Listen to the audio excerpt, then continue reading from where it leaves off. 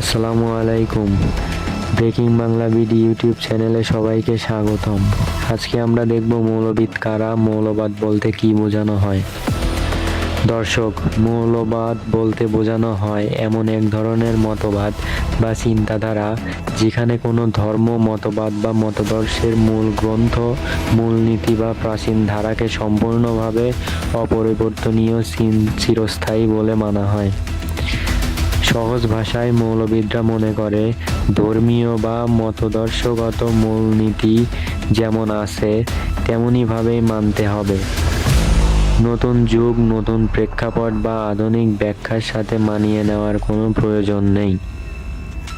পরিবর্তন, সংস্কার বা ভিন্ন ব্যাখ্যা তারা গ্রহণ করে না।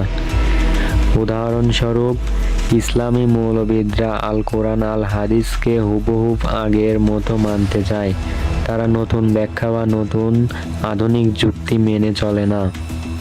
খ্রিস্টান মৌলবিদরাও বাইবেলের আক্ষরিক অর্থকেই শেষ সত্য বলে তারা ধরে নেয়। রাজনৈতিক ক্ষেত্রেও মৌলবিদ বলতে বোঝানো হয় সেই সকল মানুষকে যারা নিজেদের মতবাদ বা দর্শনকে একেবারে কঠোরভাবে বিনা প্রশ্নে আঁকড়ে ধরে থাকে। সংক্ষেপে, মৌলবাদ হলো ধর্মীয় বা রাজনৈতিক বিশ্বাসের মূল নৈতিক অক্ষরে অক্ষরে মেনে চলার কঠোরতা। চলুন আমি মৌলবাদ আর উগ্রবাদ এর মধ্যে পার্থক্য বুঝিয়ে দেই আপনাদের।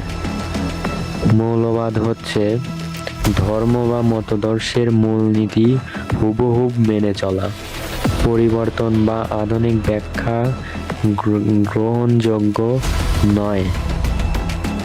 তবে সব মৌলবাদই সহিংস হয় না।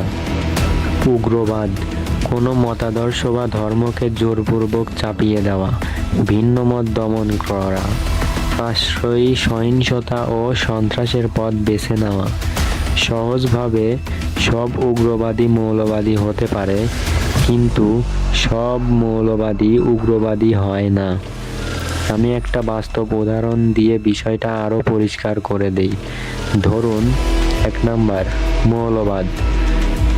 একজন মুসলিম ব্যক্তি বলেন, আমার জীবনধারা শুধু আল কোরআন, আল হাদিস অনুযায়ী চলবে, আধুনিক ব্যাখ্যা বা সংস্কার আমি মানি না। তিনি মৌলবাদী, কারণ মূলনীতিতে আঁকড়ে আছেন কিন্তু অন্যকে জোর করছেন না। এটাই হচ্ছে মৌলবাদ।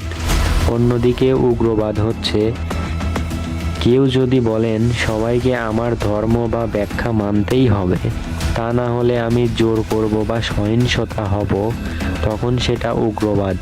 তাই মৌলবাদ কঠোরভাবে মূলনীতিতে আঁকড়ে থাকা, আর উগ্রবাদ অন্যকে জোর করে মানানো, প্রয়োজনে সহিংস হওয়া।